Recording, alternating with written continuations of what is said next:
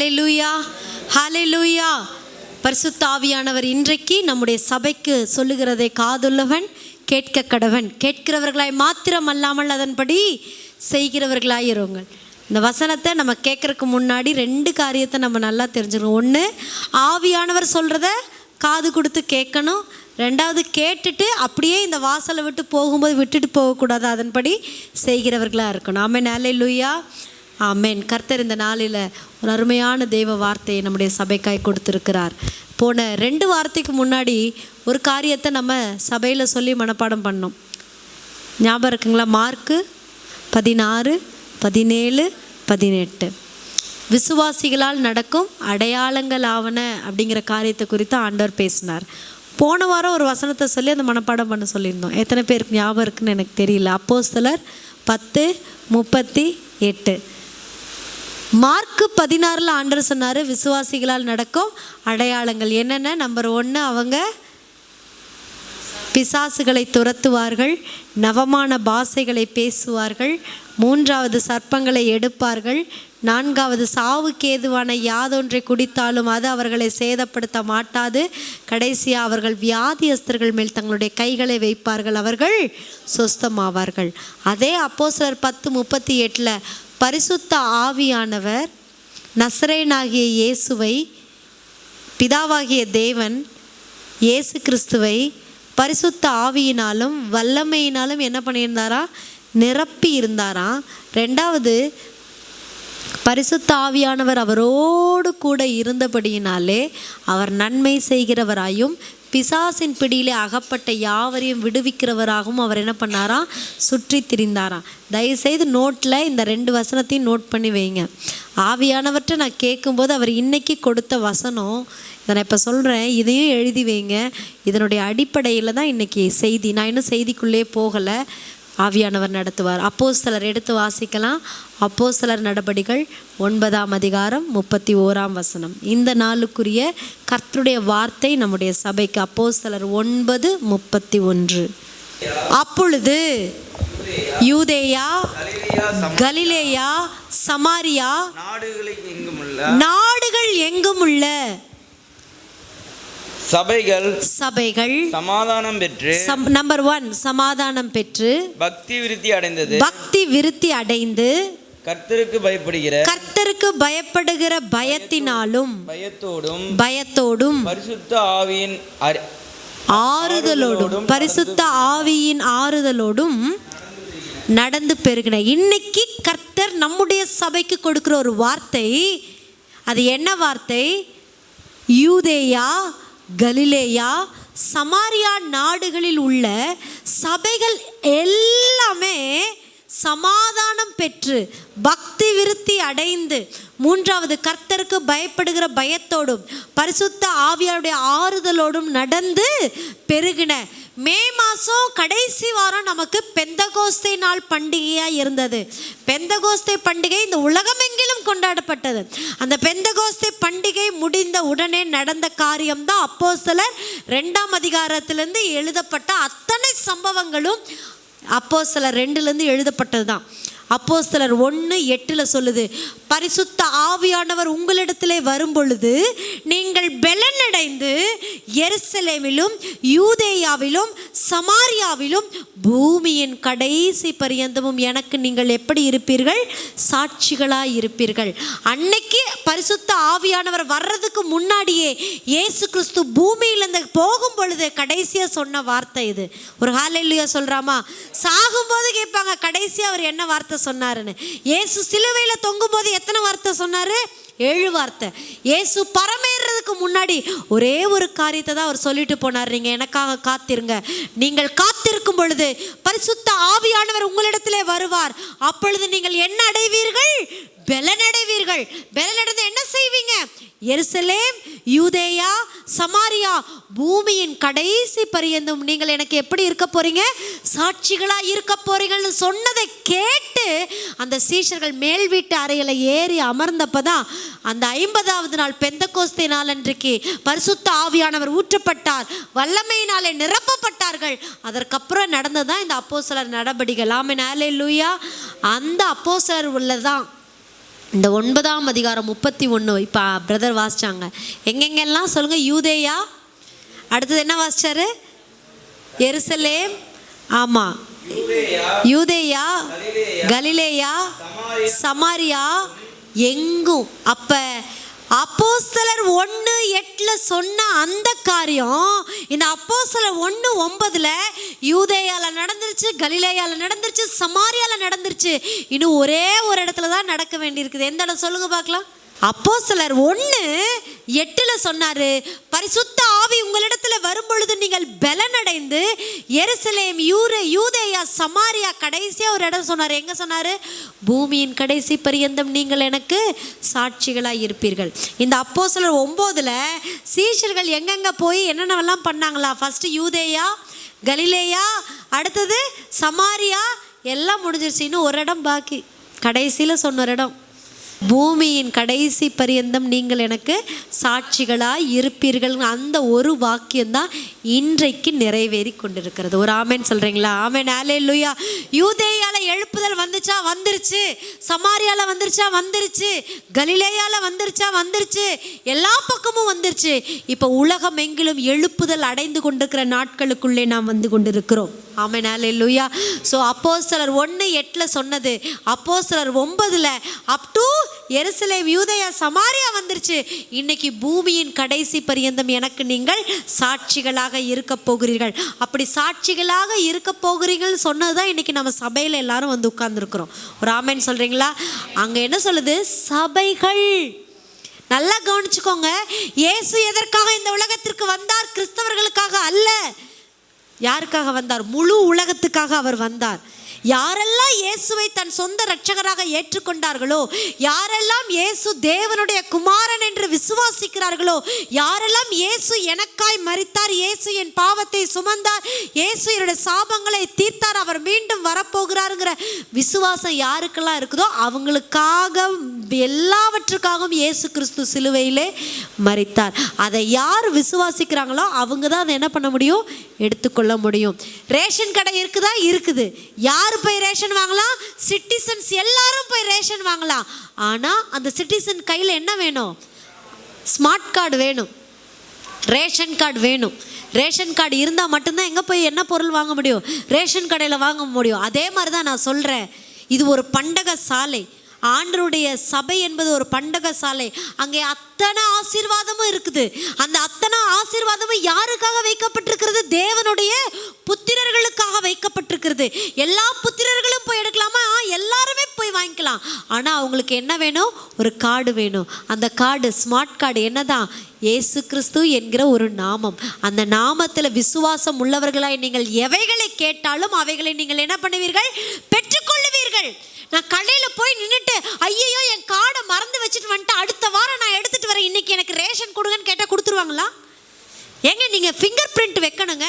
அந்த கார்டில் இருக்கிற யாராவது ஒருத்தர் வந்து என்ன பண்ணணும்? ஃபிங்கர் பிரிண்ட் வைக்கணும். சொல்கிறாங்களா இல்லையா? அதே மாதிரி தான் இன்னைக்கு ஆவிக்குரிய ஆசீர்வாதங்களை, விசுவாசிக்குரிய அற்புத அதிசய அடையாளங்களை நீங்களும் நானும் பெற்றுக்கொள்ளணும்னா அந்த ஸ்மார்ட் கார்டு வேணும். அந்த ஸ்மார்ட் கார்டில் இருக்கிற காரியங்களை ஏதாவது ஒன்று இருந்தால் போதும், நம்ம என்ன பண்ணிக்கலாம்? ஆசீர்வாதங்களை சுதந்திரிக்கலாம். எத்தனை பேர்த்துக்கு நான் சொல்கிறது புரியுது? புரிந்தவங்க மட்டும் ஒரு அல்லேலூயா சொல்லுங்களேன். ஆமென். ஆனால் நமக்கு உள்ளே போகணுங்கிறதுக்காக நான் சொல்கிறேன், சபை என்பது ஒரு ரேஷன் கடை மாதிரி. அந்த சபையில் இருக்கிற அந்த ரேஷன் கடையில் எல்லா பொருளும் இருக்குது. நீங்கள் போய் வாங்கணும். வாங்கும்போது கையை வீசிட்டு போகக்கூடாது. பையை எடுத்துகிட்டு போகணும், காசு எடுத்துகிட்டு போகணும். சொல்லுங்கள், நமக்கு தெரிஞ்ச விஷயத்தை தான் நான் சொல்கிறேன். பைய வேணும், காசு வேணும், கார்டு வேணும். இது எல்லாம் எடுத்துகிட்டு போனால் தான் ரேஷன் கடையில் ரேஷன் கடைக்காரர் கொடுப்பாரு. இப்போ வேறு எவ்வளோ கெஞ்சி கூத்தாடினாலும் தரமாட்டார் அவர். சைடில் தான் போய் வாங்கிட்டு வரணும். அது இப்போ தராங்களான்னு எனக்கு தெரியல, ஆட்சி மாறிடுச்சு. ஹல்லேலூயா. நான் சொல்கிறேன், பரிசுத்த ஆவியானவரிடத்துல வரங்களும் வல்லமைகளும் ஆசீர்வாதங்களும் செழிப்பும் கிருபையும் எல்லாம் நிறைந்திருக்கிறது. அதை நாம் பெற்றுக்கொள்ள வேண்டும் என்றால் முதலாவது தேவனுடைய பிள்ளைகளாய் நாம் இருக்க வேண்டும். நான் தேவனோட பிள்ளை தான், ஆனால் எனக்கு இன்னும் ஆசீர்வாதம் கிடைக்கல. நான் தேவனோட பிள்ளை தான், இன்னும் அற்புதம் நடக்கல. நான் தேவனோட பிள்ளை தான், இன்னும் வரங்கள் எனக்குள்ள இந்த கிரியை நடப்பிக்கலையே. ஏன்? நீ நீ இன்னும் ஸ்மார்ட் கார்டை நீ என்ன பண்ணல, பிரயோஜனப்படுத்தலை. அந்த ஸ்மார்ட் கார்டை எடுத்து பிரயோஜனப்படுத்தி பாரு. அந்த ஸ்மார்ட் கார்டு தான் என்ன, விசுவாசிகளுக்கு உடையதான அற்புதங்கள், அடையாளங்கள், அதிகாரங்கள். அதுதான் மார்க் 16, 17, 18. அவர் எல்லாத்தையும் கொடுத்துட்டாரு. ஸ்மார்ட் கார்டை நம்ம கையில் கொடுத்துட்டாரு.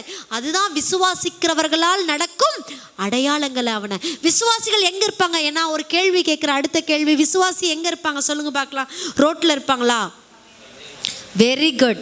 விசுவாசினாவே அவங்க எங்கே தான் இருப்பாங்க? சபையில் தான் இருப்பாங்க. அந்த சபை தான் அப்போஸ்தலர் 9:31 சொல்லுது, சபையானது சமாதானம் பெற்று பக்தி விருத்தி அடைந்து, மூணாவது பரிசுத்த ஆவியானுடைய பயம், ஆறுதல். கர்த்தருக்கு பயப்படுகிற பயம் ஆறுதலோடு நடந்து பெருகின. இன்னைக்கு ஆவியானவர் நம்முடைய சபைக்கு சொல்லுகிற வார்த்தை இதுதான். சபையே, விசுவாசியே, நீங்கள் சமாதானத்தை பெற்றுக்கொள்ள வேண்டும். ஒரு ஆமென் சொல்லுங்களேன். சபையே, விசுவாசியே, நீ தேவ பக்தியில பெருக வேண்டும். சபையே, விசுவாசியே, கர்த்தருக்கு பயப்படுகிற பயத்திலே நீ நடந்து பெருக வேண்டும். சபையே, விசுவாசியே, நீ பரிசுத்த ஆவியானவர் கொடுக்கிற ஆறுதலோடு நடந்து பெருக வேண்டும். ஒரு ஆமென் சொல்லுங்களேன். ஸோ இன்னைக்கு இங்கே வந்திருக்கிற உங்களையும் என்னையும் பார்த்து ஆண்டவர் சொல்லுகிறார், சபையில் அமர்ந்திருக்கிற விசுவாசியே, நீ வெறும் அற்புதங்களையும் அடையாளங்களையும் செய்கிற அதிகாரத்தோடு மாத்திரமல்ல, உனக்குள்ள, உன் குடும்பத்துக்குள்ள, உங்க வீட்டில், உங்க பிள்ளைகளுக்குள்ள சமாதானம் பெருக வேண்டும். நீங்க தனிப்பட்ட முறையில் தேவ பக்தியில வளர வேண்டும். நீங்க தனிப்பட்ட முறையில் கர்த்தருக்கு பயப்படுகிற பயம் உங்களுக்குள்ள வேணும். தனிப்பட்ட முறையில் உங்களுக்குள்ள பரிசுத்த ஆவியானவருடைய ஆறுதல் வர வேண்டும். ஆமென், ஹல்லேலூயா. இப்ப சொல்லுங்க, விசுவாசிகளுக்கு உரியதான குணாதிசயம் இல்லை, சபைக்குள்ள உட்கார்ந்துருக்கிற நீங்களும் நானும் இதெல்லாம் பெற்று பெருகணுங்கிறதா ஆண்டவருடைய விருப்பமாக இருக்கிறது. எத்தனை பேர்த்துக்குள்ள இன்னைக்கு சமாதானம் இருக்கு சொல்லுங்க? எத்தனை பேருக்கு தேவ பக்தியில் வளர்ந்துருக்கிறீங்க சொல்லுங்க? எத்தனை பேருக்கு கர்த்தருக்கு பயப்படுகிற பயம் எனக்கு இருக்குங்க சொல்லுங்க? எத்தனை பேர் சொல்ல முடியும் எனக்குள்ள ஒரு ஆறுதல் இருக்குங்க சொல்றீங்களா? அப்படி சொல்லியிருந்தா நிச்சயமாகவே பரிசுத்த ஆவியானவருடைய வல்லமை, வரங்கள் நிச்சயமாய் உங்கள் மூலமாய் செயல்பட ஆரம்பிக்கும். இதில் ஒன்று உங்களுக்கு குறைவாக இருந்தால் கூட இன்னைக்கு கேளுங்க, ஆண்டவரே என்ன பண்ணாலும் எனக்குள்ள ஒரு சமாதானம் இல்லைப்பா, என்ன பண்ணாலும் நான் நினைக்கிறேன் தேவ பக்தியில் வளரணும்னு நினைக்கிறேன், ஆனால் முடியல, தூக்கம் வருதே, வேலை வந்துடுதே, பணம் பணம் நான் ஓடுறேனே, முதலாவது தேவனுடைய ராஜ்யத்தை தேடாம சொந்தக்காரங்களை பார்க்க போயிடுறேனே, முதலாவது தேவனுடைய ராஜ்யத்தை தேடாம பணம் சம்பாதிக்க ஓடுறேனே, முதலாவது தேவனுடைய ராஜ்யத்தை நான் பார்க்காத படிக்க என் பிள்ளை பிள்ளை பிள்ளை நான் உட்கார்ந்துருக்கிறேனே. இது எல்லாம் மாற்றுங்க ஆண்டவரே. நீங்க கேளுங்க, இதையெல்லாம் கேட்டீங்கன்னா நிச்சயமா இன்னைக்கு ஆவியானவர் உங்களை உணர்த்துவிக்கிற ஆவியானவராக இருக்கிறார். அவர் யாரையும் குற்றப்படுத்துகிறவர் அல்ல. பரிசுத்த ஆவியானுடைய வேலையே என்ன? அவர் நீதியை குறித்தும் நியாயத்தை குறித்தும் சமாதானத்தை குறித்தும் கண்டித்து உணர்த்துகிறவர். பரிசுத்தத்தை குறித்து அவர் கண்டித்து உணர்த்துகிறவர். சபைக்கு போனேன், சபைக்கு நிம்மதி கிடைக்கும்னு போனா சபையில இப்படி இப்படி குத்தி காட்டி பேசுறாங்களே, இல்ல, நீங்கள் திருந்த வேண்டும் என்று சொல்லி, நீங்கள் பக்தியிலே வளர வேண்டும் என்று சொல்லி, நீங்கள் சமாதானம் பெற வேண்டும் என்று சொல்லி, நீங்கள் ஆறுதல் அடைய வேண்டும் என்று சொல்லி பரிசுத்த ஆவியானவர் இங்க இருக்கிற தேவனுடைய ஊழியக்காரரை கொண்டு துதி ஆராதனை வேலையில, சாட்சி வேலையில, ஜெப வேலையில, நான் சொல்றேன் செய்தி வேலையில மட்டும்தான் ஆண்டவர் இடைப்படுவாருன்னு இல்லை, துதி வேலையில அவருடைய பிரசன்னம் உங்களை நிரப்பும். ஆமென், ஹல்லேலூயா. நீங்க துதிக்க துதிக்க துதிக்க எதிரிகள் தங்களுக்குள்ளே வெட்டுண்டு மடிய செய்கிற ஆண்டவரை நாம் ஆராதித்து கொண்டிருக்கிறோம். நல்லா தெரிஞ்சுக்கோங்க, நம்ம துதிக்கும் போது அவரே நம்ம மத்தியில வந்துடுறாரு. ஹல்லேலூயா. ஆனா வேத வசனம் யாருக்காக? அவர் சொன்னதை நம்ம கிட்ட நம்ம கேட்க வந்திருக்கிறோம். ஆமென், ஹல்லேலூயா. முதலமைச்சர் வராரு, அவருக்கு கொண்டு போய் பொக்கை கொடுக்கணும். கூப்பிட்ற, ராஜா வாப்பா, நீ தான் காலைல 9:30 மணிக்கு வரணும், நீ தான் பொக்கை கொண்டு போய் கொடுக்கணுங்கிற. நான் சரிங்கக்கா, நான் வந்துடுறேங்க்கா அப்படின்ட்டு டிவியில் நியூஸ் ஓடுது, முதல்வர் அங்கே வந்துட்டார், இங்கே வந்துட்டார். முதல்வர் இன்னும் அங்கே தானே வந்திருக்காரு, இன்னும் இங்கே வரல. இல்லை, வந்ததுக்கப்புறம் நான் என்ன பண்ணிக்கிறேன், போய் பொக்கை கொடுத்துக்கிறேன். வீட்லேயே இருந்தால் முதல்வருக்கு பொக்கை வேற ஒருத்தர் கொடுத்துட்டு போயிடுவாங்க. இப்போ எல்லாரும் யாரு கொண்டு போய் பொக்கை கொடுக்கறது, யாரு போய் முதல்வரை தாஜா பண்ணுறதுங்கிறதெல்லாம் எல்லாம் குறியாக இருக்கிறாங்க. நான் சொல்கிறேன், நீங்கள் துதி ஆராதனையில் ஆண்டவரை தாஜா பண்ணிட்டீங்கன்னா போதும், மற்றதெல்லாம் அவர் பார்த்துக்குவார். எத்தனை பேருக்கு புரிஞ்சுது? ஆமென், ஹல்லேலூயா. நீங்கள் துதி ஆராதனையில் அவரை பிரியப்படுத்திட்டீங்கன்னா போதும், உங்களுடைய எல்லா கவலைகள், கண்ணீர்கள், துக்கங்கள் எல்லாம் மாறி போகிவிடும். ஆமென். விசுவாசினா யாரு? சீஷன்னா யாரு? அப்போஸ்தலன்னா யாரு? தலைவர்கள்னா யாரு? இதெல்லாம் தெரிஞ்சுக்கணும். இது தெரியாமே சபைக்குள்ள நம்ம இருக்கிறோம்னா பிரயோஜனமே இல்லை. விசுவாசி வேறு, சீஷன் வேறு, தலைவன் வேறு, அப்போஸ்தலன் வேறு, போதகன் வேறு, தீர்க்கதரிசி வேறு. இதெல்லாம் வேற வேற. ஆனால் இவங்க எல்லாருமே எங்கே தான் இருக்கிறாங்களா? சபைக்குள்ளே தான் இருக்கிறார்கள். சபைக்குள்ள முதல்ல வர்றது யார் தெரியுங்களா? விசுவாசி. கரங்களை தட்டுங்களேன். ஏன்னா நம்மெல்லாம் யாரு? பக்கத்தில் பார்த்து சொல்லுங்க, நீங்கள்லாம் விசுவாசி. இன்னொரு தடவை சொல்லுங்களேன், இந்த பக்கம் திரும்பி சொல்லுங்க, நீங்கள்லாம் விசுவாசி. அந்த விசுவாசியா இருக்கிறதுனால தான் நம்ம எங்க வந்து உட்கார்ந்துட்டு இருக்கிறோம்? சபைக்குள்ள இருக்கிறோம். ஆனா இந்த விசுவாசிக்குள்ளேயே ஒரு கூட்டம் இருக்கு. என்ன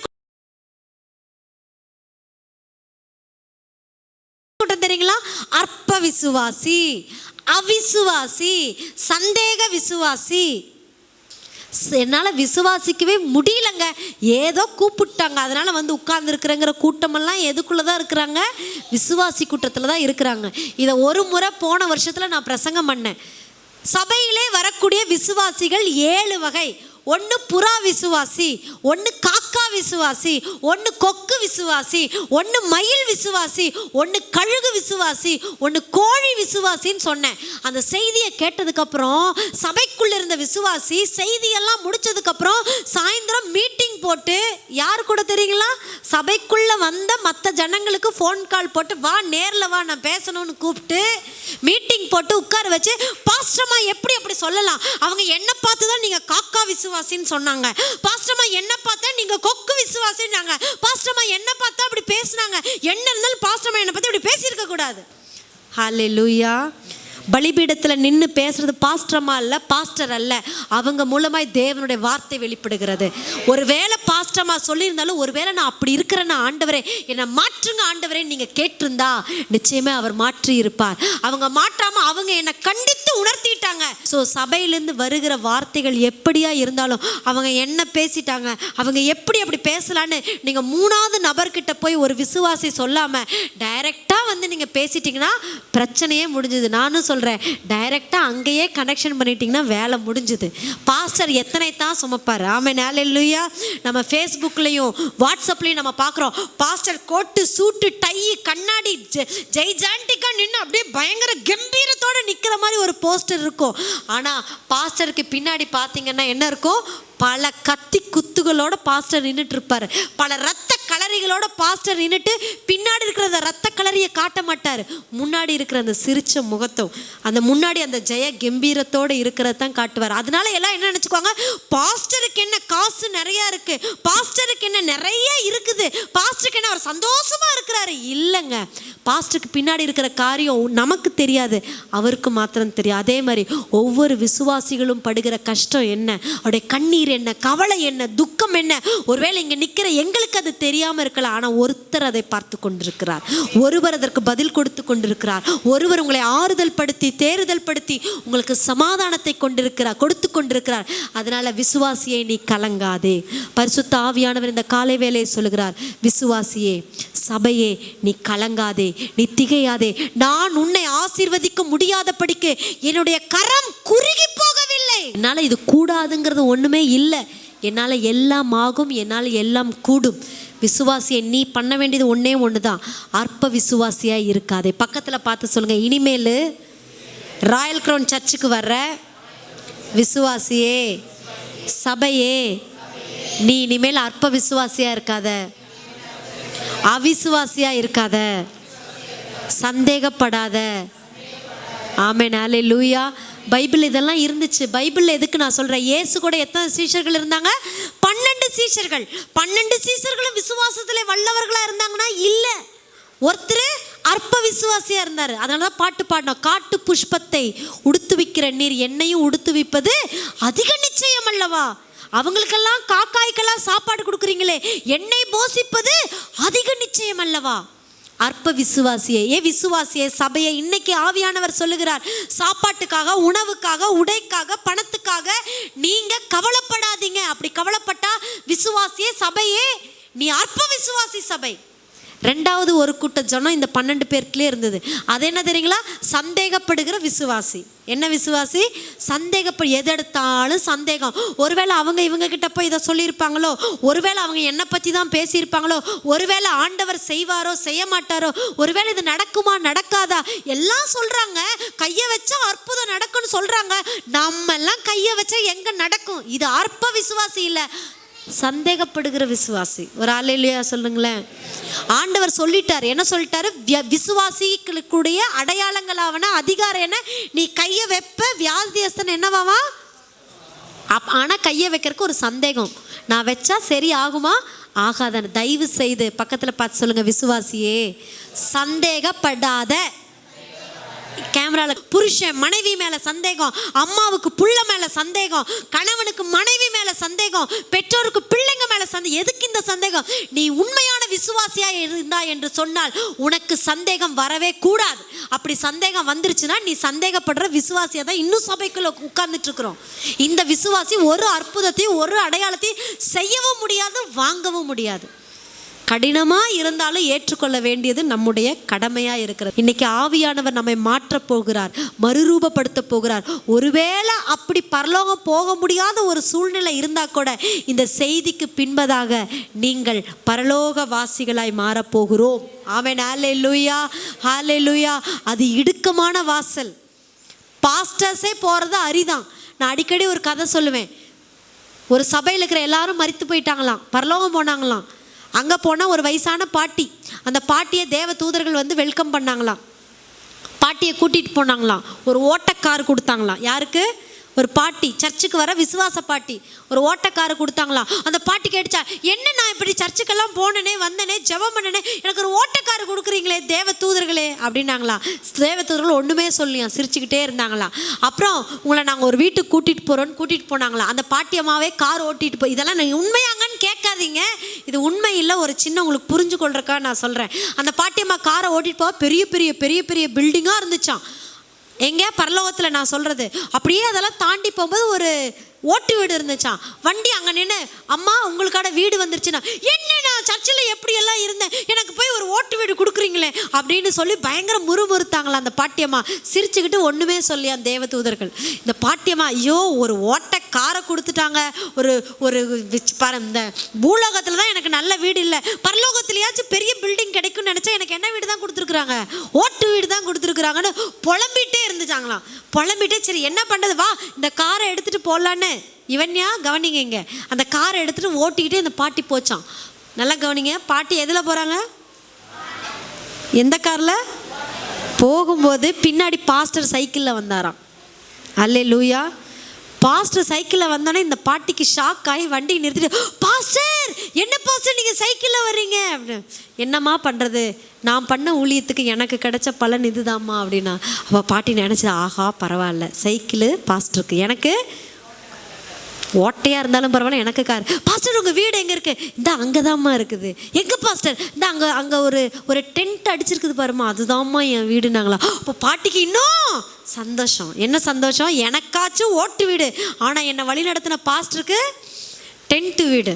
இப்படியெல்லாம் பரலோகத்தில் இல்லை. நான் சொல்கிறேன், நீங்கள்லாம் நம்ம எல்லாரும் பரலோகம் போயிடுவோம் நம்ம நினச்சிட்டு இருந்தாலும் அப்பப்போ அங்கங்கே ஆண்டவர் ஒரு செக்கு வைப்பார்.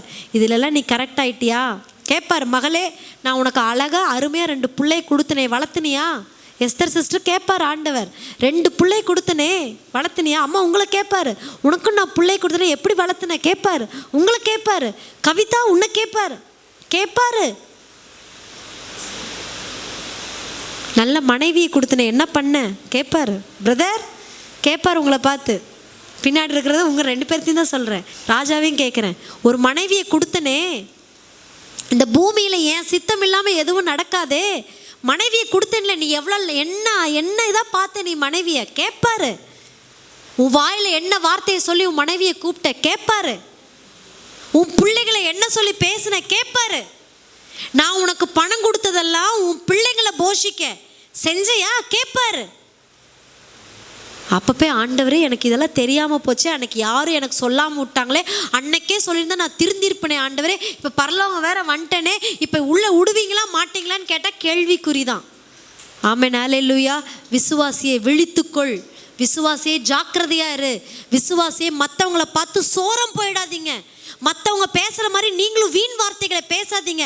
சபை என்பது ஒரு பயபக்திக்குரிய இடம், சபை என்பது தேவன் உலாவுகிற இடம். முதலாவது அவருக்கு நம்ம இன்னைக்கு ரெண்டாவது ஒரு காரியத்தை நான் சொல்கிறேன். ஃபஸ்ட்டு சொன்ன காரியம் சபைக்குள்ளே இருக்கிற விசுவாசிங்க எப்படி இருக்கணும்னு சொல்லியாச்சு. அப்போ நான் ஆண்டவர்கிட்ட கேட்டேன், ஆண்டவரே அதுக்கு எனக்கு ஒரு உதாரணம் கொடுங்கன்னு சொன்னப்போ, நான் பைபிளை எல்லாம் வாசிச்சிட்டே இருக்கும்போது நிருபங்கள்னு சொல்லுவாங்க, கலாத்தியர் எபேசியர் எல்லாம் இருக்கு இல்லையா, இதெல்லாம் நிருபம், லெட்டர் எழுதுனது. அப்படி லெட்டர் எழுதுனதில் இந்த அப்போஸ்தலர் 9:31 சொல்லப்பட்ட மாதிரி எபேசுன்னு ஒரு சபை, ரெண்டாவது ஒரு சபை கொலோசையர்னு ஒரு சபை, இந்த 2 சபைகளில் மாத்திரம்தான் விசுவாசிகளுக்கு எழுதுகிறதாவதுன்னு இருந்துச்சு. தயவு செய்து வீட்டுக்கு போய் இந்த மாதம் ஃபுல்லாக, ஜூலை மாதம் ஃபுல்லாக நீங்கள் விசுவாசிகளால் என்னென்ன நடக்கும், விசுவாசியாக இருக்கிற நான் எப்படியெல்லாம் இருக்கணும், என்னென்ன குணாதிசயம்னு தயவு செய்து பாருங்கள். ஃபோனை எடுங்க, எல்லாருக்கிட்டேயும் ஃபோன் இருக்குது, எல்லாருக்கிட்டேயும் ஸ்மார்ட் ஃபோன் தான், எடுத்து வச்சு விசுவாசின்னு உங்கள் ஃபோனில் அந்த பைபிள் ஆப்பை டவுன்லோட் பண்ணிட்டு போடுங்க, போட்டு விசுவாசின்னு போடுங்க. ஆண்டவர் உங்களோட பேசுவார், நீங்கள் எதெல்லாம் சரி பண்ணணும்னு ஆண்டவர் சொல்லி கொடுப்பார். அப்போ நான் படிச்சுட்டே இருக்கும் பொழுது ஆண்டவர் சொன்னார், எபேசு நிருபத்தையும் கொலோசையர் நிருபத்தையும் மக்களை படிக்கவே, அதில் தான் ஒரு விசுவாசியை குறித்து தேவன் அநேக காரியங்களை வெளிப்படுத்துகிறார். பேதுருவும் 2 நான் இப்போ சொல்கிறது தியாலஜியாக பேசுகிறேன், இது பெரிய லெவலுக்கு புரிஞ்சவங்க புரிஞ்சுக்கோங்க. ஸோ ஒரு விசுவாசியை குறித்து பைபிளில் அதிகமாக எங்கே எழுதியிருக்குன்னா, அப்போஸ்தலருக்கு அப்புறம் விசுவாசிகளுக்குன்னு ஸ்பெஷலாக எழுதுனது எபேசியரும் கொலோசேரும், அது போக பேதுரு எழுதியிருக்கிறாரு. இது போக யோவான் அவருடைய மார்பிலே சாய்ந்தவர் இந்த எபேசுங்கிற ஒரு சபைக்கு வெளிப்படுத்தல் 2வது அதிகாரத்தில் எழுதியிருக்கிறார். அந்த எபேசு சபை எப்படி இருந்தது, அதில் எதெல்லாம் குறைவுபட்டிருந்தது, அது எதெல்லாம் எப்படியெல்லாம் மாற்றணும், என்னென்ன ஆசீர்வாதங்கிறத யோவானுக்கு சொல்லிட்டார். பவுலுக்கு ஆண்டவர் ஒரு விசுவாசி எப்படி இருக்கணும்னு சொன்னார், யோவானுக்கு ஆண்டவர் விசுவாசி இப்படியெல்லாம் இருந்தால் நான் இன்ன ஆசீர்வாதத்தை கொடுப்பேன்னு ஒரு சபையை குறித்த வெளிப்பாட்டை அங்கே கொடுத்துருக்கிறார். ஒரு ஹல்லேலூயா சொல்கிறீங்களா? டைம் இருந்தால் படிக்கணும்னு ஆசை இருக்கிறவங்க எபேசியரும் கொலோசையரும் 2 சேர்த்து படிங்க. ஆமென், ஹல்லேலூயா. ஏன்னா எபேசியரில் என்ன இருக்குதோ அதே தான் எங்கே இருக்குது, கொலோசையரில் இருக்குது. இப்போ நம்ம படித்தோம் இல்லையா, 17லேருந்து 23 வரைக்கும் அங்கே ஆண்டவருக்கு சொல்லுகிறார், பவுல் சொல்லுகிறார், உங்களுக்கு தேவன் அறிவையும் ஞானத்தையும் புத்தியையும் தந்தருளுவாராக, விசுவாசிகளே எதுக்கு தந்தருளுவாராக அப்படிங்கும்போது தான் அந்த காரியத்தில் அழகாக சொல்கிறார். 3 காரியத்தை ஆவியானவர் என்னோடு பேசினதை தான் இன்னைக்கு நம்ம சபைக்கு ஆண்டவர் பேசுகிறார். நம்பர் 1 18ஆம் வசனத்தில் பார்த்தீங்கன்னா, நம்மை அழைத்ததினாலே நமக்கு உண்டாயிருக்கிற நம்பிக்கை இன்னதென்ற முதல் பாயிண்ட். நம்ம ஏன் ஆண்டவர் அழைத்தார் அப்படிங்கிற நம்பிக்கை இன்னதென்றும். நம்பர் 2 பரிசுத்தவான்களிடத்தில் நமக்கு உண்டாயிருக்கிற சுதந்திரத்தினுடைய மகிமையின் ஐஸ்வர்யம் இன்னதென்று தெரியல. என்ன தெரியல? நம்பர் 1 ஏன் தான் இந்த ஆண்டவர் என்னை அழைச்சி விசுவாசியாக உள்ள கொண்டு உட்கார வச்சிருக்கிறாரு, அதுக்கு இன்றைக்கி பதில் கிடைக்க போகுது. 2வது எனக்கும் மற்றவங்க என்று மற்ற சபைகள் இல்லை நமக்கு முன்னாடி இருந்தவங்களுக்கும் என்ன உறவு, அதை குறித்து எனக்கு அறிவு கிடையாது, அதை குறித்து ஆண்டவர் சொல்ல போகிறார். 3வது ஒரு காரியம் 20ஆம் வசனத்தில், நாம் கிறிஸ்துவை மரித்தோரிலிருந்து எழுப்பி அவரிடத்தில் நடப்பித்த தமது பலத்த சத்துவத்தின் வல்லமையின்படியே விசுவாசிக்கிறவர்களாகிய நம்மிடத்திலே காண்பிக்கும் தம்முடைய, இதுதான் பாயிண்ட், வல்லமையின் மகா மேன்மையான மகத்துவம் இன்னதென்றும் நீங்கள் அறியும்படிக்கு அவர் உங்களுக்கு பிரகாசமுள்ள மனக்கண்களை கொடுக்க வேண்டும் என்று வேண்டிக் கொள்ளுகிறேன். இந்த 3 காரியத்தை தான் இன்னைக்கு சபைக்கு சொல்லுகிறார். அதை நான் சுருக்கமாக சொல்லி முடிக்கணும்னு ஆசைப்படுறேன். நம்பர் 1, ஏன் ஆண்டவர் என்னை அழைச்சி விசுவாசி இங்கே கொண்டு வந்து உட்கார வச்சிருக்கிறாரு எனக்கு தெரியல, அதுக்கு இப்போ பதில் சொல்ல போகிறார். நம்பர் 2, நமக்கு முன்னாடி இருந்த இஸ்ரவேலர்கள், நமக்கு முன்னாடி இருந்த அப்போஸ்தலர்கள், சீஷர்கள், அவங்களுக்கும் எனக்கும் என்ன சம்பந்தம், அவங்க என்னதை அடைய போகிறாங்க, நான் என்ன அடைய போகிறேன், இப்போ வந்திருக்கிற நான் எதை போய் பெற்றுக்கொள்ள போகிறேன், அதுவும் இன்னதென்று எனக்கு தெரியலை. அதை இப்போ ஆண்டவர் சொல்ல போகிறார். மூன்றாவது, வல்லமையின் மகா மேன்மையான சத்துவத்தின் வல்லமை இன்னதென்று இன்னைக்கு ஆவியானவர் வெளிப்படுத்த போகிறார். ஆமென், ஹல்லேலூயா. இந்த மூணு பாயிண்ட்டை வச்சு தான் எபேசியர் நிருபம் ஃபுல்லாக எழுதியிருக்கிறாங்க, கொலோசியர் ஃபுல்லாக எழுதியிருக்கிறாங்க. அதனால தான் சொன்னேன், இந்த இன்னதென்றுங்கிறதுக்கான பதில் எங்கே இருக்குன்னா இந்த முழு புஸ்தகத்தில் எபேசியர்லும் கொலோசியர்லும் இருக்குது. எங்கிருந்து என்னை அழைத்தார்? இருளின் அதிகாரத்தை நின்று என்னை அழைத்தார். புறஜாதிகள் மத்தியிலிருந்து கர்த்தர் நம்மை அழைத்திருக்கிறார். நான் சொல்கிறேன், நீங்களும் நானும் ஒரு காலத்தில் கோபாக்கினையின் பிள்ளைகளாக இருந்தோம். நம்ம கோபாக்கினையின் பிள்ளைகள் என்கிற பெயரை மாற்றி உங்களையும் என்னையும் அவர் புத்திர சுவிகாரர்களாக மாற்றியிருக்கிறார். ஒரு ஹல்லேலூயா சொல்கிறீங்களா? முதல்ல நம்ம எப்படி இருந்தோம்? கோபாக்கினையின் பிள்ளை. அது எங்கே இருக்குது? அதே எபேசியர் 2ஆம் அதிகாரம் கீழே படிச்சிங்கன்னா 2ஆம் அதிகாரம் 3-4 வசனத்தில் இருக்குது. ஆவியானவர் என்னை நடத்துகிறபடி நான் சொல்லிடுறேன். நம்பர் 1, என்னை ஏன் ஆண்டவர் அழைத்தார்? நான் ஒரு காலத்தில் இப்படி இருந்தேனே, பூஜை பண்ணிட்டு இருந்தேனே, ஒரு காலத்தில் அந்த கோயிலுக்கு போனேனே, ஒரு காலத்தில் நான் இங்கெல்லாம் வீட்டிலலாம் குறி சொல்லிட்டு இருந்தேனே, ஒரு காலத்தில் நான் வீட்டில் நான் ஜோசியம் பார்த்துட்டு இருந்தேனே, ஒரு காலத்தில் நான் அப்படி இருந்தேனே, இப்படி இருந்தேனே. ஆனால் இன்னைக்கு நான் ஏன் சபைக்குள்ள ஒரு விசுவாசியாக வந்து உட்கார்ந்துருக்கிறேன்? ஏன் உட்கார்ந்துருக்கீங்க? ஒரு காலத்தில் நீங்கள் கோபாக்கினையின் பிள்ளைகளாக இருந்தீர்கள். இன்னைக்கு ஸ்மார்ட் கார்டை கொடுத்து நீ என்னுடைய சிட்டிசன் உங்களை கூட்டிகிட்டு வந்துட்டார். ஆமென், ஹல்லேலூயா. இனி நம்ம யார் கிடையாது? கோபாக்கினையின் பிள்ளைகள் அல்ல. இயேசுவானவர் வரப்போகிறார். எப்படி தெரியுமா? நியாயம் தீர்க்கிற நியாயாதிபதியாய் வரப்போகிறார். அவர் நியாயம் தீர்க்க போகிறார். அப்ப 2ஆ பிரிச்சு அவர் சொல்லுவாரு, ஆக்கினை தீர்ப்பு அளிக்க போறாரு. அந்த ஆக்கினை தீர்ப்பு அளிக்கக்கூடிய கூட்டத்துல நம்ம இல்ல. இன்னும் ஒரு கூட்டம் இருக்கு. அது யார் தெரியுங்களா? நியாய தீர்ப்பு. அந்த நியாய தீர்ப்பு யாருக்கு தெரியுங்களா? இப்போ நான் சொன்னேன்ல, விசுவாசிங்கிற பேர்ல சபைக்குள்ள வந்து உட்கார்ந்துட்டு விசுவாசிக்குரிய வேலையும் குணாதிசயத்தையும் காட்டாம உட்கார்ந்து இருக்கிறாங்க பார்த்தீங்களா?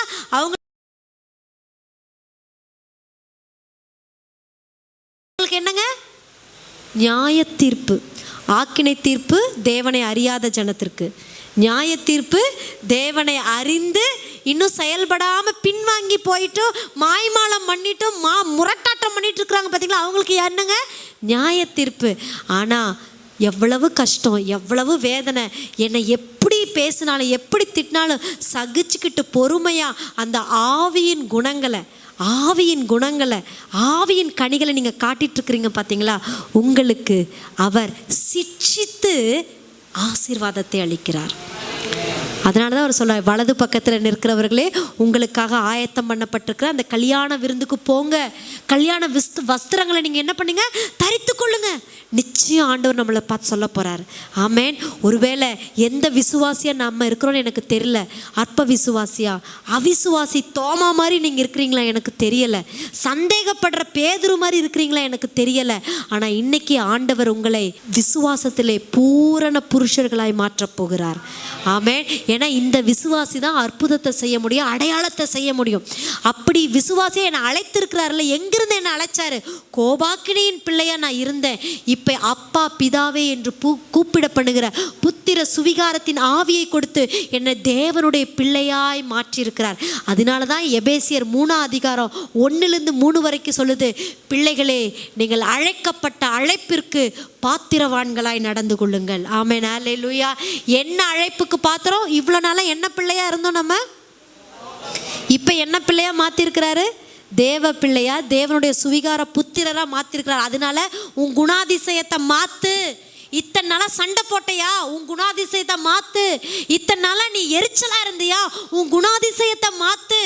ஆவியானவர் சபைகளுக்கு சொல்லுகிறதை காதுள்ளவன் கேட்க கடவன். உன்னால் அன்பு காட்டவே முடியலையா? அப்ப நீ கோபாக்கினையின் பிள்ளை. ஆனால் ஆண்டவரே, நான் அன்பு காட்ட முயற்சி பண்ணுற ஆண்டவரே, எப்படியாவது அன்பு காட்டுற சொல்லி பாருங்க. நீங்கள் தேவனுடைய புத்திரர், அவர் அன்பாய் இருக்கிறார். அதே போல் நீங்களும் நானும் அன்பாய் இருக்க வேண்டும். இதுதான் முதல் பாயிண்ட்டு. 2வது பாயிண்ட் என்ன சொன்னார்? பரிசுத்தவான்களோடு உங்களுக்கு இருக்கிற அந்த மகிமையின் ஐஸ்வர்யம் இன்னதென்று உங்களுக்கு தெரியலை. அதை தெரியும்படிக்கு ஆவியானவர் உங்களுக்கு அறிவையும் புத்தியும் ஞானத்தையும் தந்தருள்வாராக. 2வது பாயிண்ட். அது என்னங்க? பரிசுத்த ஆவி, பரிசுத்தவான்களோடு என்ன ஐக்கியம்? யார் அந்த பரிசுத்தவான்? இஸ்ரவேல் ஜனங்கள்லாம் இருக்காங்க பார்த்தீங்களா? அதில் பரிசுத்தவான்கள் இருந்தாங்க. தீர்க்கதரிசி பரிசேயர்கள் இருந்தாங்க பார்த்தீங்களா, அவங்கெல்லாம் இருந்தாங்க. அப்போஸ்தலர் நடபடிகள்ல ஆண்டவரை சிலுவை சுமந்தோராய் அவரை பின்பற்றி வந்து அவருக்காய் இரத்த சாட்சிகளாய் மரித்து இன்றைக்கும் இரத்த சாட்சிகளாய் மரித்து கொண்டிருக்கிற பரிசுத்தவான்கள் இருக்காங்க பார்த்தீங்களா. அவங்களுக்கும் உங்களுக்கும் என்ன தெரியுங்களா உறவு? அதைத்தான் அதையே எபேசியர் 2ஆம் அதிகாரம் கடைசி வசனங்களை வாசிச்சு பார்த்தீங்கன்னா, நீங்கள் அப்போஸ்தலர்களாலும் பரிசுத்தவான்களோடு கூட கட்டப்பட்டு ஒரு மாளிகையாக ஒரு சபையாக அவர் எழுப்பி வருகிறார். ஒரு ஹல்லேலூயா சொல்றீங்களா? அப்ப அவங்களுக்கும் எனக்கும் என்ன? இயேசு கிறிஸ்து மூளைக்கல். அப்போஸ்தலர்கள் அஸ்திபாரம் போடப்பட்டிருக்குது. அப்போஸ்தலர்கள் அஸ்திபாரம் போடப்பட்டிருக்குது. அதுக்கு மேல கட்டப்பட்ட மாளிகை யாரு? நீங்களும் நானும். அதுக்காகத்தான் ஆண்டவர் உங்களை என்னையும் அழைத்து வந்திருக்கிறார், விசுவாசியாய் மாற்றியிருக்கிறார். ஆமென் சொல்றீங்களா? அல்லேலூயா சொல்றீங்களா? அப்ப அந்த பரிசுத்தவான்களும் உங்களுக்கு என்ன சம்பந்தங்க சொல்லுங்க பார்க்கலாம். வீடு கட்டும்போது மூலக்கல் வைப்பாங்க இல்லையா? ஆகாது என்று தள்ளின கல்லே மூளைக்கு தலைக்கல் ஆயிட்டு. அந்த மூலக்கல் யாருங்க? இயேசு. அவர் மேலே யாரெல்லாம் அஸ்திபாரம் போட்டிருக்கிறாங்களா? 12 சீஷர்கள். பழைய ஏற்பாட்டில் 12 கோத்திரம், புதிய ஏற்பாட்டில் 12 சீஷர்கள். இவங்கெல்லாம் அஸ்திபாரம் போட்டாச்சு. இதுக்கு மேலே கட்டப்பட்டது யார் தெரியுங்களா? பரிசுத்தவான்கள். அந்த பரிசுத்தவான்களோடு சேர்த்து இப்போ நீங்களும் நானும் கூட சேர்த்து கட்டப்பட்டு மாளிகையாக சபையாக ஆண்டவர் கட்டி வருகிறார். ஆமென். அதனால மற்றவங்களை பார்த்து பொறாமப்படாதீங்க, மற்றவங்களை பார்த்து எரிச்சல் அடையாதீங்க. அவன் மட்டும் இப்படி இருக்கிறானே, நான் ஏன் இப்படி? இல்லை இல்லை இல்லை இல்லை. ஆண்டவர் உங்களை கொண்டு வைத்திருக்கிற திட்டம் பெருசு பிரதர். ஆண்டவர் உங்களை கொண்டு செய்கிற திட்டங்கள் பெருசு சிஸ்டர். ஆனால் உங்களுடைய ஆவிக்குரிய மனக்கண்கள் இன்னைக்கு பிரகாசம் அடையட்டும். நீங்கள் யாரோட உறவில் இருக்கிறீங்க? அப்போஸ்தலர்களோடு, பரிசுத்தவான்களோடு, அவர்களோடு கூட கட்டப்பட்டு வருகிறீர்கள். உங்களை கட்டுறக்காக தான் ஆண்டவர் பாஸ்டர்ஸாக எங்களை வச்சிருக்கிறாரு. அப்படி கட்டும்போது செங்கலை உடைப்பாங்க. ஐயோ, அந்த செங்கலை மட்டும் முழுசாக வச்சாங்க, இந்த செங்கலை ஏன் உடைக்கிறாங்க? இந்த செங்கல் உடைக்கப்பட வேண்டிய செங்கல். இதை உடைச்சாதான் இந்த மாளிகையில் வைக்க முடியும். ஒரு ஆமேன்னு சொல்கிறீங்களா? அவங்க மட்டும் முழுசாக இருக்கிறாங்களே, என்னை மட்டும் ஆண்டவர் ஏன் உடைச்சார்? உடைக்கிறதுக்கு ஆண்டவர் ஒரு நோக்கத்தை வச்சிருக்கிறாரு. உடைக்கும் போது விட்டு கொடுங்க, கலக்கும் போது விட்டு கொடுங்க, பூசும் போது விட்டு கொடுங்க. ஹல்லேலூயா ஹல்லேலூயா. ஆவியானவர் உங்களுக்குள்ள கிரியை செய்யணும்னு நினைக்கும் போது, மகளை இதை விட்டுருன்னு சொன்னா விட்டுருங்க. வைராக்கியம் பாராட்டாதீங்க. வைராக்கியம், கசப்பு, கோபம் இதெல்லாம் ஒரு விசுவாசிக்கு அழகு கிடையாது. அதைத்தான் எபேசியர் 5ஆம் அதிகாரத்திலையும் 4ஆம் அதிகாரத்திலையும் பவுல் சொல்றாரு, வீண் வார்த்தைகளை விட்டுருங்க. கெட்ட வார்த்தை ஒன்றும் உங்கள் வாயிலிருந்து புறப்பட வேண்டாம். சூரியன் அஸ்தமிப்பதற்கு முன்பதாகவே உங்களுடைய எரிச்சல் தனிய கடவுது. கோபம், மூர்க்கம், கசப்பு, வஞ்சகம் இதெல்லாம் உங்கள் இருதயத்திலிருந்து அகற்றிடுங்க. ஏன்? நீங்கள் ஒரு பெரிய காரியத்துக்கு அழைக்கப்பட்டிருக்கிறீங்க. நீங்கள் பரிசுத்தவான்களோடு கூட கட்டப்பட்டு வருகிறீர்கள். இந்த சுபாவத்தோடு, இந்த காரியங்களோடு ஒரு விசுவாசி சபைக்குள்ள இருக்கலாமே தவிர அவர் எங்கே வர முடியாது? பரலோகத்தில் ஒரு நாள் வர முடியாது. கசப்பு, வைராக்கியம், விரோதம், கெட்ட வார்த்தை, எரிச்சல், கோபம், கோபத்தை மூட்டி விடுறது, கிள்ளி விடுறது, இந்த காரியங்களை வச்சுட்டு எந்த ஒரு விசுவாசியும் பரலோக ராஜ்யத்துக்குள்ள பிரவேசிக்கவே முடியாது. ஏன்? ஆண்டவரே என்னை மன்னிச்சிருங்கன்னு கேளுங்களேன். ஆண்டவரே நான் இதை விட்டுறவனுக்கு உதவி செய்யுங்கன்னு கேளுங்களேன். ஒரு அப்பா வந்தாரு, இயேசுகிட்ட வந்தாரு. அவர் கேட்டாரு, என் மகனை காப்பாத்துங்க காப்பாத்துங்கன்னு கேட்கும்போது அந்த அப்பா சொன்னாரு, ஆண்டவரே எனக்கு விசுவாசம் இல்லை. அப்ப ஆண்டவர் சொல்றாரு, ஏன் அவிசுவாசியாக இருக்கிற? நீ விசுவாசம் உள்ளவனா இருன்னு சொல்லும்போது அந்த அப்பா என்ன தெரியுமா சொன்னார்? ஆண்டவரே எனக்கு விசுவாசம் இல்லை, நான் அந்த விசுவாசம் வரணும்னு நான் உங்ககிட்ட வேண்டிக்கிறேன், அந்த விசுவாசம் எனக்குள்ளே வளரட்டும்னு உதவி செய்யுங்கன்னு கேட்டார். ஆனால் அந்த மனப்பக்கம் இன்னைக்கு விசுவாசிக்குள்ளே வேணும். ஒரு ஹல்லேலூயா சொல்கிறீங்களா? நான் யார் தெரியுமா? நான் என்ன வேலை செய்கிறேன்னு தெரியுமா? நான் எப்பேற்பட்டவங்க தெரியுமா? எத்தனை வருஷமா இந்த சபைக்கு வரேன்னு தெரியுமா? எவ்வளோ நான் என்னென்ன செஞ்சுருக்கிறேன்னு தெரியுமா? இது கத்த கத்தையே கொண்டு வந்து காணிக்கையை போட்டாங்க. ஆண்டவர் சொன்னார், 2 காசு போட்ட இந்த விதவை தான் ஆண்டவருக்கு முழுசாக கொடுத்தான்னு சொன்னார். கர்த்தரோட பார்வை வேற, மனுஷங்களோட பார்வை வேற. ஹல்லேலூயா. நம்ம நினச்சிட்டு இருப்போம், ஓ பாஸ்டருக்கு இவங்க தான் வலது கை, பாஸ்டர்மாக்கு இவங்க தான் வலது கை. நோ, நீங்கள் எல்லாருமே ஆண்டவருக்கு வலது கையாக மாறுங்க. நீங்கள் எதை செஞ்சாலும் சபைக்குன்னு செய்யுங்க, எதை செஞ்சாலும் ஆண்டவருக்குன்னு செய்யுங்க. காணிக்க 100 ரூபாய், 500 ரூபாய், 1000 ரூபாய் போட்டாலும் நான் ஆண்டவருக்கு கொடுத்துருக்குறேன்னு சொல்லுங்க. ஹல்லேலூயா. இவங்களுக்கு எதுக்கு நான் இதை செய்யணும் யோசிக்காதீங்க. நான் கர்த்தருக்கு கொடுக்குறதை கர்த்தர் கணக்கு கேட்பார் வரும் பொழுது. ஆமென். ஹல்லேலூயா. ஒரு விசுவாசியை நீ கெட்ட வார்த்தை பேசாத, எரிச்சல் வேண்டாம், கோபம் வேண்டாம். ஏன்? இயேசு கிறிஸ்து மூளைக்கல். பரிசுத்தவான்கள் கூட நீங்கள் கூட சேர்த்து மாளிகையாக கட்டப்பட்டு வருகிறீர்கள். அதுக்கு ஒப்பு கொடுங்க. ஒப்பு கொடுத்துட்டா உங்களுடைய மனக்கண்கள் பிரகாசம் அடைந்து கொண்டிருக்கிறது. ஆமென், ஹல்லேலூயா. அப்படியே கரத்தை உயர்த்தி ஜெபிக்கிறீங்களா? ஆண்டவரே, ஒருவேளை இந்த கோபம், முரட்டாட்டம், கசப்பு, விட்டு கொடுக்க முடியல, வைராக்கியம், எரிச்சல், கசப்பு இதெல்லாம் எனக்குள்ளே இருந்ததுன்னா அப்பா என்னை மன்னிச்சிருங்க ஆண்டவரே, என்னை மன்னிச்சிருங்க ஆண்டவரே. நான் யாருங்கிறத எனக்கு இன்னைக்கு காட்டி கொடுத்தீங்க. பரிசுத்தவான்களோடு கூட சேர்ந்து வருகிறேன்னு எனக்கு சொன்னீங்கப்பா, அதற்காக நன்றி அப்பா. அப்போ ஒரு விஷயம் என்னை மாற்றுங்க, மறுரூபமாக்குங்க, என்னை மறுரூபமாக்குங்க இயேசுவின் நாமத்தினாலே பிதாவே, ஆமென், ஹல்லேலூயா. இதுலேயே மூணாவது இன்னும் ஒரே ஒரு பாயிண்ட், அதை சொல்லி நான் நிறைவு செய்கிறேன். மகா மேன்மையான வல்லமை, அவருடைய சத்துவம் இன்னதென்று பார்க்கும்படிக்கு உங்களுடைய மனக்கண்கள் பிரகாசம் அடைய வேண்டும். ஆமென், ஹல்லேலூயா. மூணாவது என்ன காரியங்க? அவருடைய வல்லமை இன்னதென்று தெரிவதற்கு மனக்கண்கள் நமக்கு தேவை. அவர் வல்லமை என்ன தெரியுமா? அதே எபேசியரில் தான் இருக்குது, 3ஆம் அதிகாரத்தில் இருக்குது, 6ஆம் அதிகாரத்தில் இருக்குது. நீங்கள் எல்லாரும் படித்த வசனம் தான். ஒரே ஒரு வசனத்தை யாராவது ஒருத்தர் டக்குன்னு வாசிச்சுருங்க. இதை எபேசியர் 6ஆம் அதிகாரத்தில் கடைசியாக சகோதரரேன்னு ஒரு வசனம் ஆரம்பிக்கும். 10-11 வாசிங்களேன். கடைசியாக என் சகோதரரே. ஆமென், சத்தமா சத்தமா, சூப்பர், ஆமென். கடைசியாக சபையே, விசுவாசியே, நான் சொல்றேன், கடைசியாக கர்த்தரிலும் அவருடைய சத்துவத்தின் வல்லமையிலும் நீங்கள் பலப்படுங்கள். 11 நீங்கள் பிசாசின் தந்திரங்களோடும் எதிர்த்து நிற்க திராணி உள்ளவர்கள் ஆகும்படிக்கு தேவனுடைய சர்வாயுத வர்க்கத்தை நீங்கள் தரித்து கொள்ளுங்கள். சபையே, ஆண்டவர் சொல்கிறார், ஏன் போராட்டம், ஏன் என் குடும்பத்தில் பண கஷ்டம், ஏன் நான் இன்னும் செழிப்பை பார்க்கல, நான் ஏன் இன்னும் ஆசீர்வாதத்தை பார்க்கல, ஏன் எனக்கு மட்டும் இப்படி? முதல்ல நான் சொன்ன அந்த அறிவு வந்துடணும். என்னை ஆண்டவர் எதுக்கு அழைத்து விசுவாசியாக மாற்றிருக்கிறாருன்னு.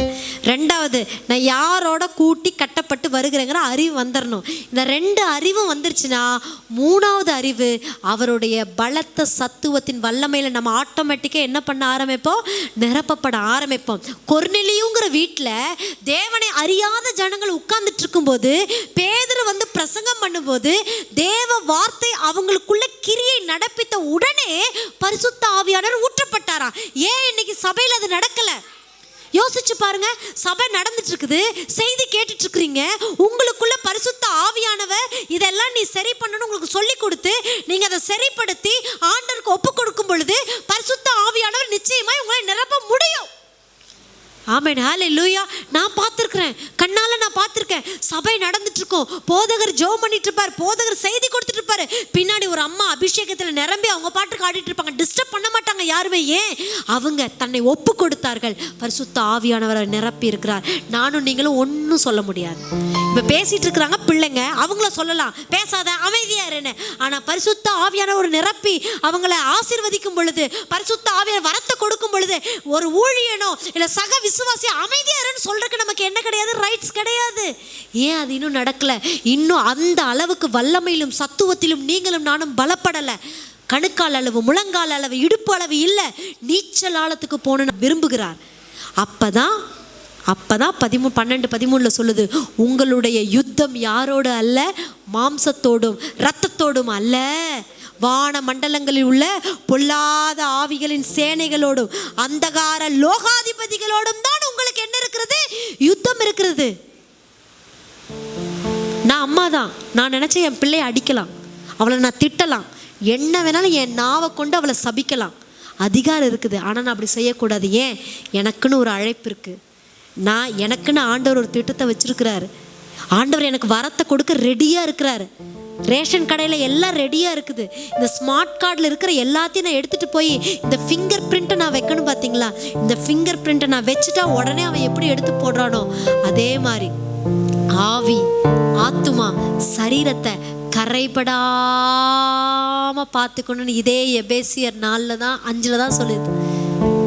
உங்களுடைய சபையானது கரை திரை முதலானவைகள் இல்லாதவைகளாய்.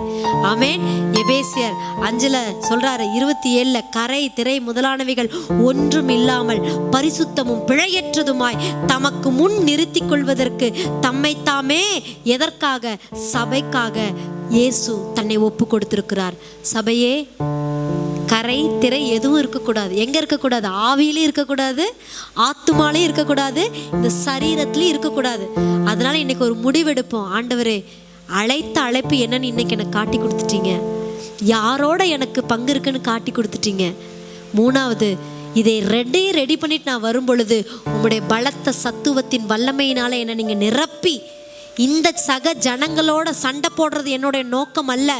அங்கே ஒருத்தன் இருந்து கிரியை செய்து கொண்டிருக்கிறானே, அவனோடு போராடுவதற்காகத்தான் என்னை வச்சிருக்கீங்கிற அந்த அறிவை எனக்கு கொடுத்தீங்களே. இதையெல்லாம் சர்வாயுத வர்க்கத்தை தரித்துட்டு நீங்கள் நில்லு, ஜபத்தில் நில்லு, விசுவாசத்தில் நில்லு, ஜெபி. அப்பொழுது எல்லா புத்திக்கும் மேலான தேவ சமாதானம் உங்களுடைய இருதயங்களை ஆழக்கடவது.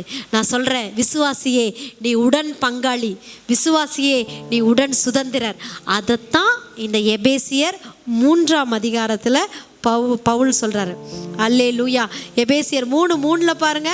அது என்னவெனில் புறஜாதிகள்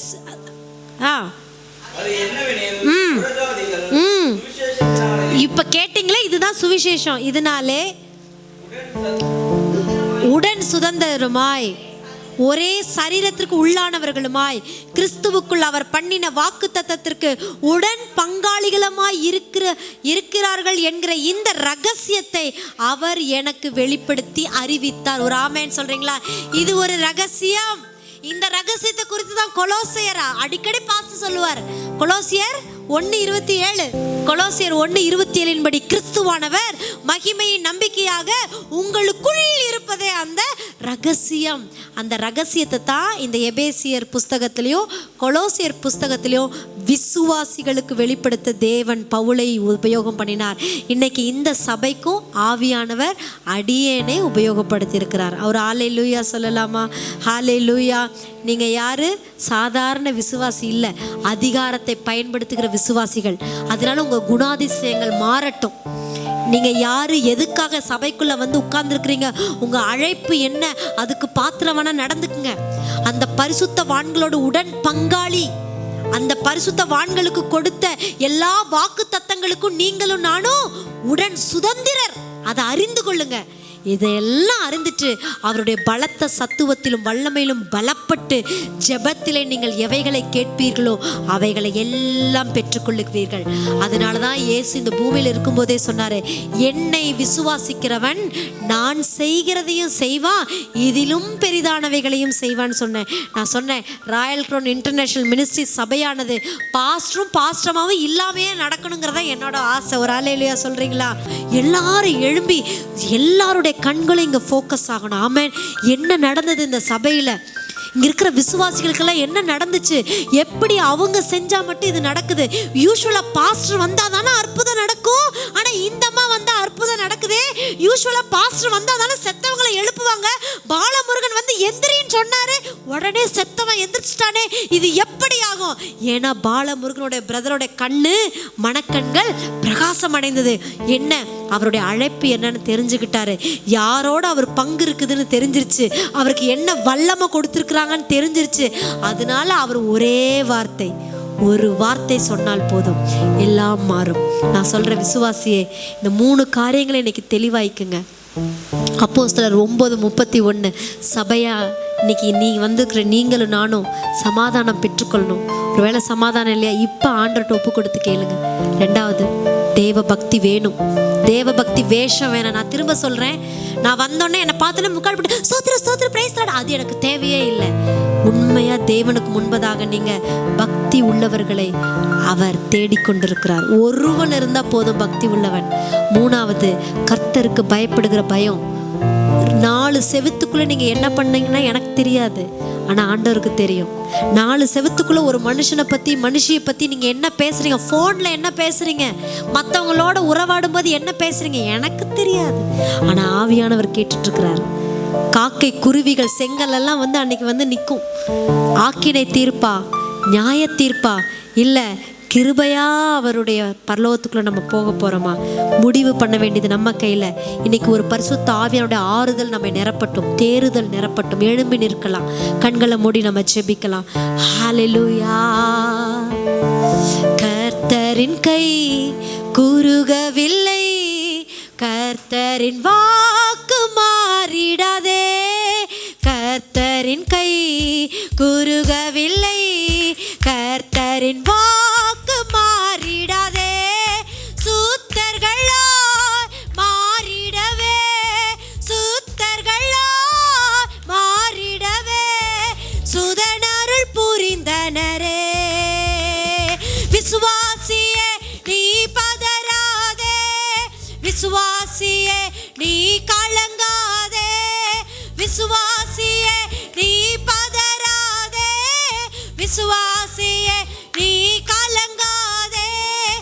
விசுவாசத்தால் நீதிமான் என்றும் என்றும் பிழைப்பார். விசுவாசத்தால் நீதிமான் என்றும் ஏன் பிழைப்பார். திருச்சபையே கிரியை செய்வார், தேவிய அன்பில் பெருகிடுவார். திருச்சபையே கிரியை செய்வார், தேவிய அன்பு பெருகிடுவார். தலைமுறையாய் தலைமுறையாய் தலைமுறையாய் தலைமுறையாய் தலைத்திட அருள் புரிவார். இயேசு தழைத்திட அருள் புரிவார். விசுவாசியே நீ பதறாதே, விசுவாசியே கலங்காதே, விசுவாசியே நீ பதறாதே, விசுவாசியே நீ கலங்காதே.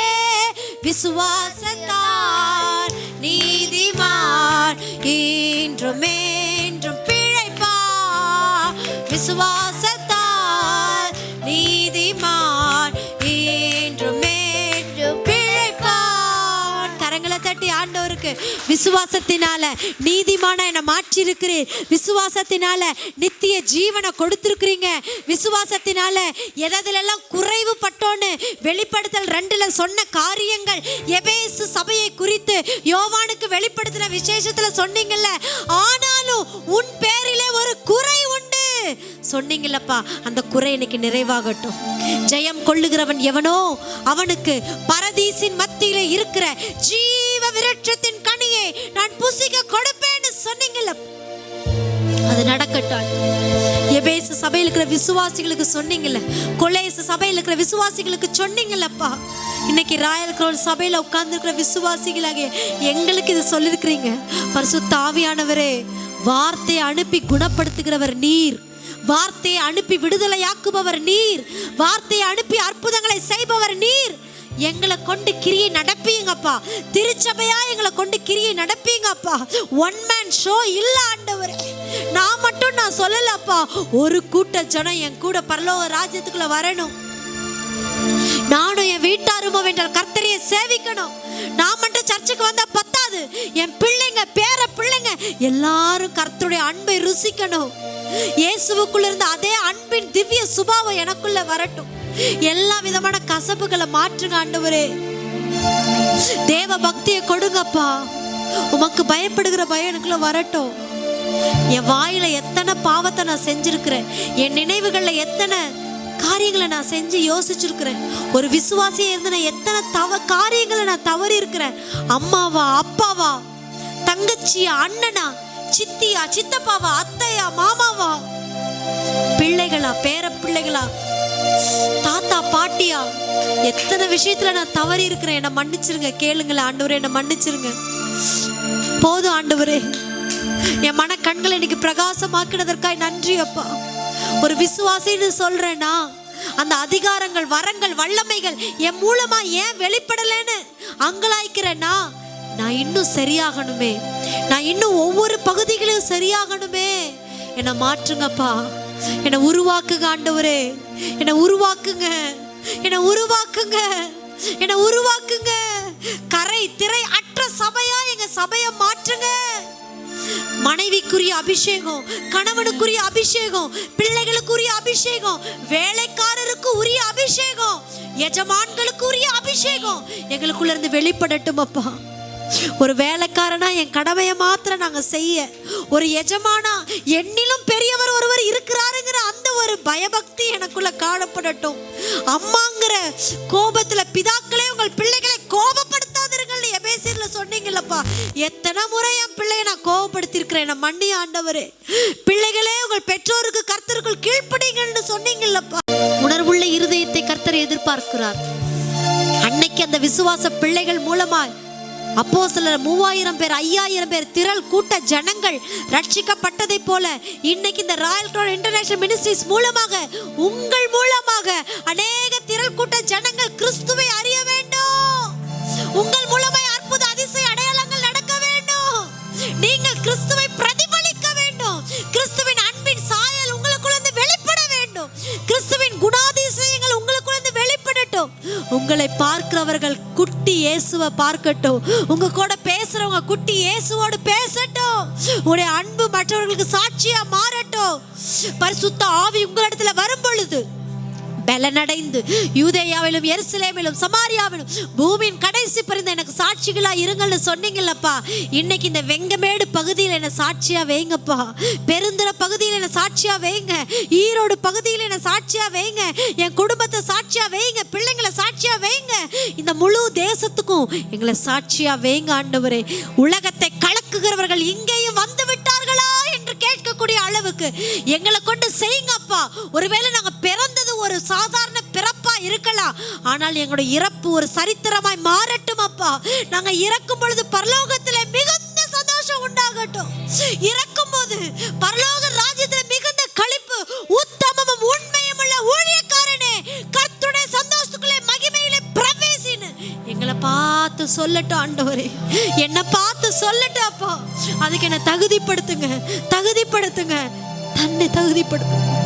இனியும் நாங்க புத்தியில குழந்தைகளா இல்லாதபடிக்கு, விசுவாசத்துல குழந்தைகளா இல்லாதபடிக்கு, விசுவாசத்துல பூரண புருஷர்களா எங்களை மாற்றி ஆசீர்வதிங்க.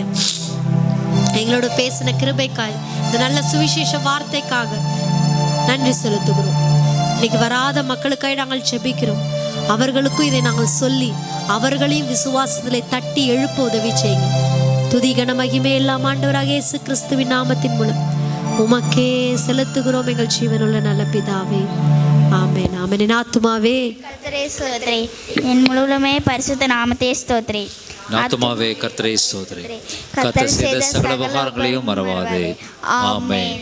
நம்முடைய ஆண்டவராகிய இயேசு கிறிஸ்துவின் கிருபையும் பிதாவாகிய தேவனுடைய அன்பும் பரிசுத்த ஆவியானவருடைய அன்யோன்ய ஐக்கியமும் இன்றும் என்றும் சதா காலங்களிலும் நம் அனைவரோடும் கூட நீடித்து நிலைத்திருப்பதாக.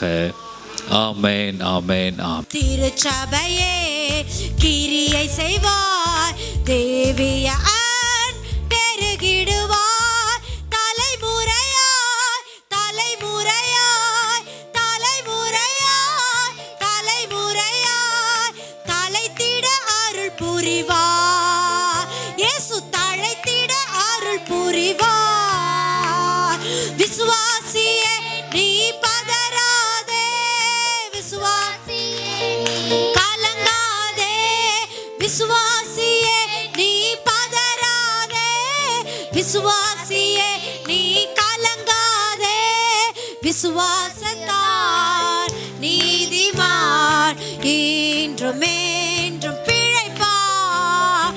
விசுவாசத்தால் நீதிமான் இன்றும் என்றும் பிழைப்பார். கரங்களை தட்டி ஆண்டவருக்கு விசுவாசத்தினால நீதிமான என்னை மாற்றி இருக்கிறீர், விசுவாசத்தினால நித்திய ஜீவனை கொடுத்திருக்கிறீங்க.